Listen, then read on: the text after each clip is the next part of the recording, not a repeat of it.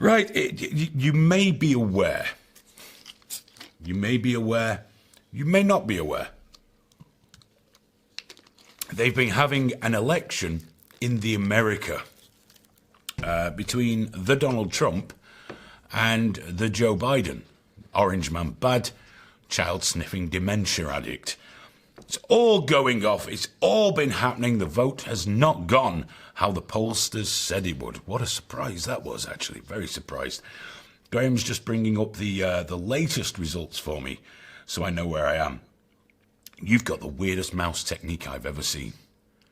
It's really strange, Graham. You watch Graham using a mouse, and it's just all over the place. What you on about, man? I've got the speed and momentum. What are you talking about? Yeah, what you on about? Momentum. Speed and momentum.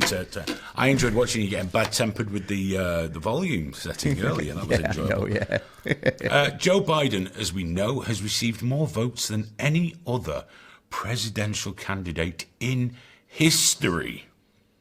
Conversely, you would think that for the most maligned president in history, Donald Trump, he would have been smashed into the dirt, destroyed.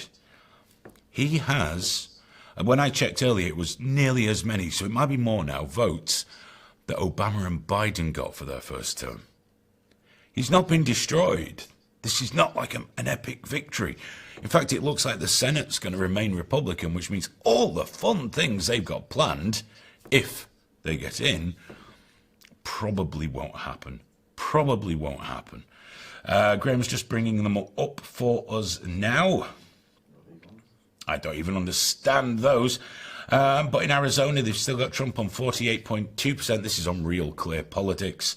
I imagine it's probably the AP information that they have.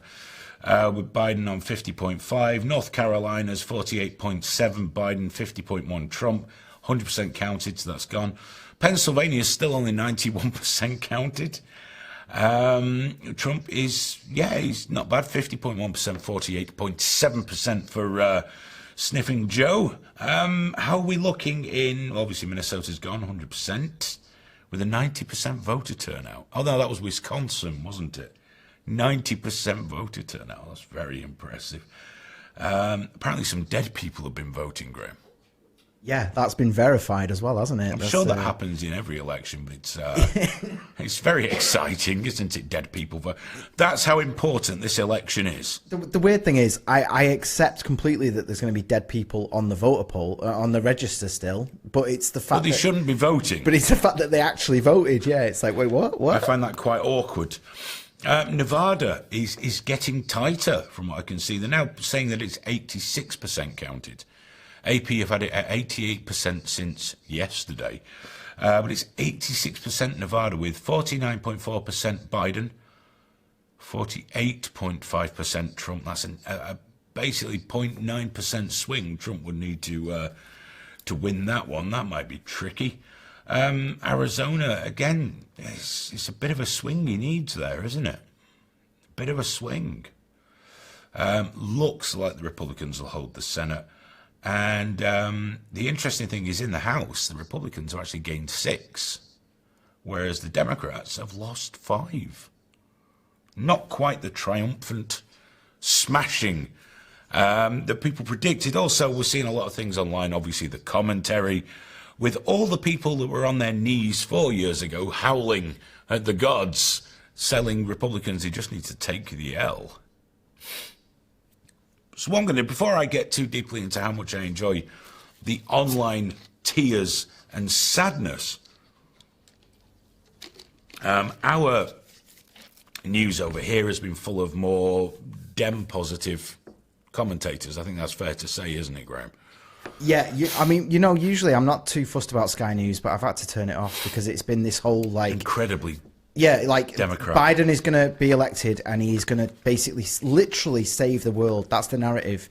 He's going to, all these relations... After his nap. Yeah, the narrative there has been insane. They're just saying how bad Trump is and how much Trump has destroyed all these different things and that. And it's like, dude, he's been nominated, what, was it 3-4 times for the Nobel Peace Prize this year? Yeah. It's like, it's insane. Sky News has been so awful. I couldn't believe it. Well, what we've decided to do is balance the books a little. Now, I do have some of my voice coming back on a delay, but I'll do what I can. We're joined tonight by my brother from another mother, my brother from another continent. It is, of course, Dronetek himself. There he is. Hey, thanks, man, for having me. How you doing, dude? I'm doing great, considering all things considered. Is it not going how you wanted? Well, I mean, it's pretty chaotic. I don't know how much I buy into yet. Anyway, that this election interference that we're seeing, voter fraud, and all this, that is going to amount to much. I doubt it will. But there are some strange things going on out there with the election, Yes. and it's just further dividing the country, further lowering people's confidence and trust in all the institutions in this country. And while it is our institutions that are doing that, they're doing it themselves, especially the media, which I know Aphid Lip was just waiting for me to get to. It's the media and stuff that's doing it. They blame Russia, but they're doing it. Oh, 100%, and I can go on and on about that. 100%. I'm no one. I don't think anyone could argue with that. It's like Graham said just before when we were talking about this, and remarkably accurate. Is at the moment they've all got somebody to kick, Trump. What are they going to do if Biden wins and all the problems continue? Well, I mean, that's obvious. What's going to change? Well, the media coverage will change. Yeah, but overnight, I don't think it'll solve literally. it now. I think division is permanent. Well, no. Division is Well, permanent. here's the thing. Well, it's permanent, yeah. Things in this country, I don't see them going back to normal anytime soon. I mean, there's deep divisions that have been growing long before Trump got into office. I mean, Trump really was a response. He is a result of that division, really. Well, I think I don't think much will change. A lot of people don't remember what it was like with George Bush. Yeah. And then, when Obama came in, all the abuse that went that way. And I think, to me, as an outsider, I think Trump's election was a reaction to great swathes of America that felt that they had been ignored and not catered for. Not racists, not monsters, just ordinary working people that felt they weren't getting a look in between the coasts. Right. And yeah, there's a lot to talk about there, but I mean, that is exactly why Trump got in office. And it's not, if I thought that Trump was actually a racist, I would never vote for him or support him. I mean, you can see that, right. And I can see that a lot of that is built on misquotes that the media has just repeated over and over, like the very fine people thing. And he's never, how many times did Joe Biden go out there and say he's never condemned white nationalists? There's literally like videos everywhere of him doing it over 20 times over the last 4 or 5 years. So it's obviously not true. And yeah, I mean, none of that stuff's going to be fixed by Joe Biden winning. And all that's going to change is that overnight the media is going to become very rosy. All the spin will just become positive. Those corona death counts, gone. I mean, that kind of stuff will be gone. So people will have a sense. That's really what people are voting for. The media just like puts people through a torture chamber for 4 years or 8 years, whenever a Republican is in, and then once the Democrat in, everything's great now. When a good example, when Bush was president, high gas prices were a big news item. As soon as Obama gets in, you can find all these news reports about, if you're driving less, it's better for the environment, and there's a silver lining to high gas prices. So that's the kind of thing we'll get. Isn't that the interesting thing when people talk about Trump? As you know, as an individual human being, I find him a detestable person. But when I look at him as a president, yeah, I mean, the Twitter thing, is a source of endless amusement to me. But he's his own worst enemy a lot of the time. He's killed a lot less people than Obama. Yeah. A lot less. Less drone strikes, no new wars. Countries in the Middle East signing peace accords. I mean, who would have thought you'd have seen Sudan and Israel talk about peace? Yeah. And I think it wouldn't matter if Trump rode through the streets of Portland on a unicorn handing out $1 million and a cure for corona to each person.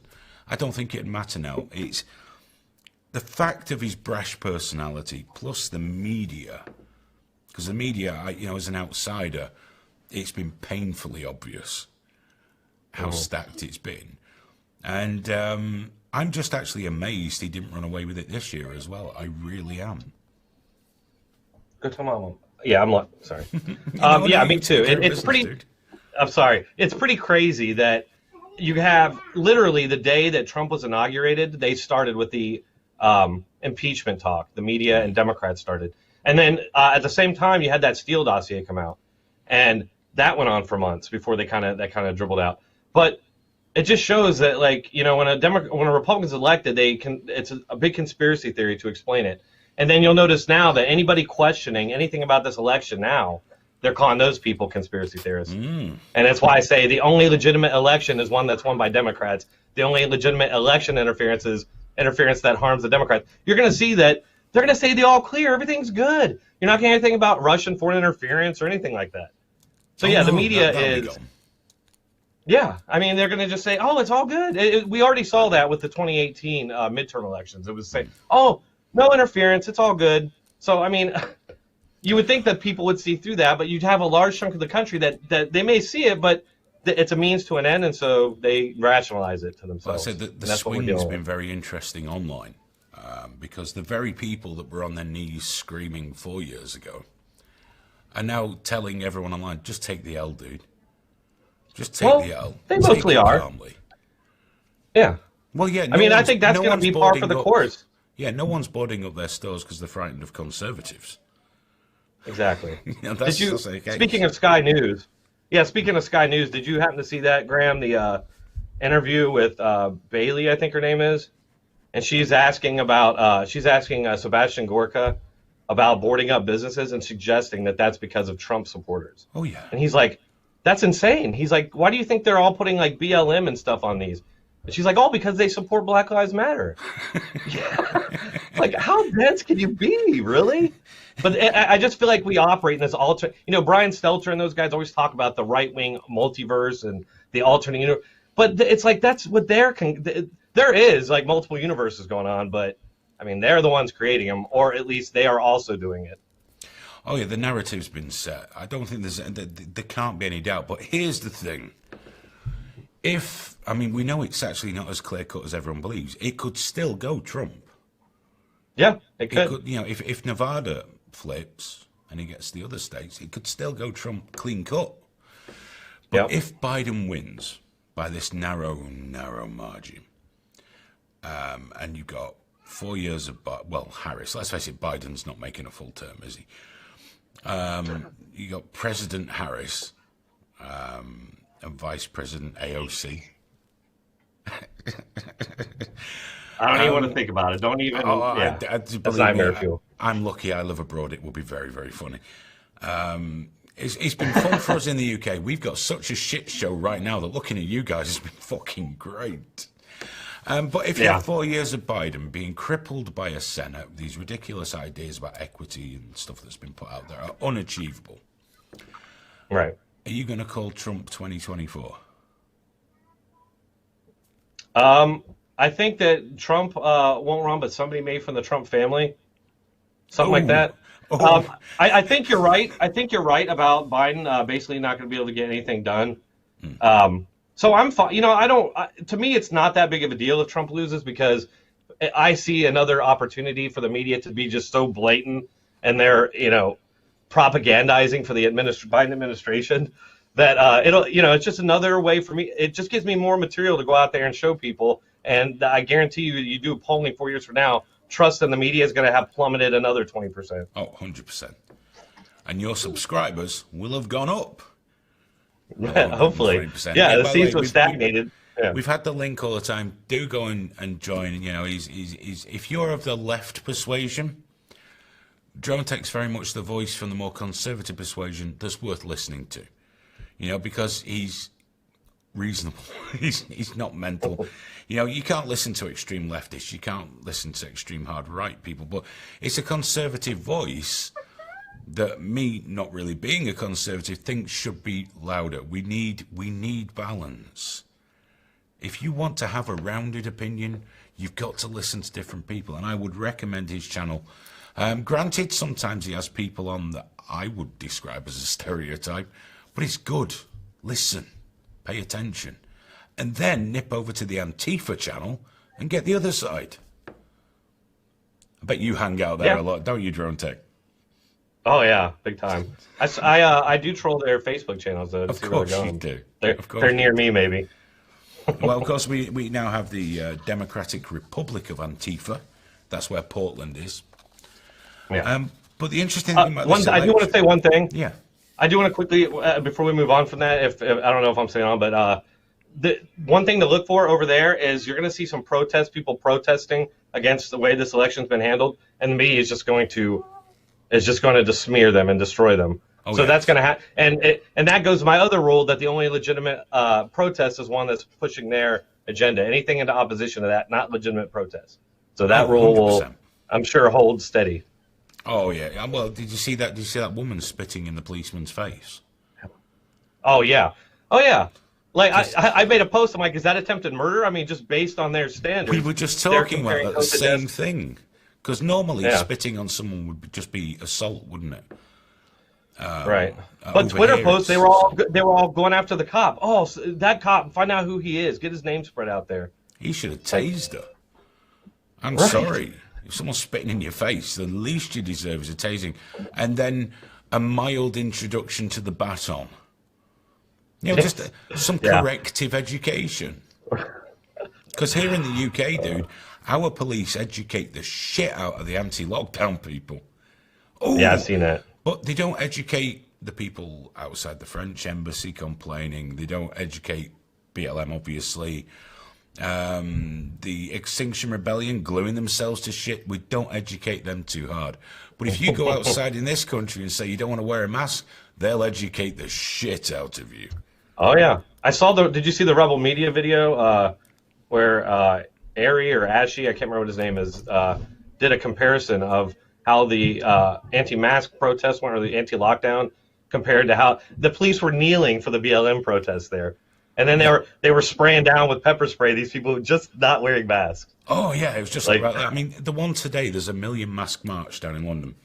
Thousands of people anti-lockdown, because, as you know, we've just entered another national lockdown here in the UK.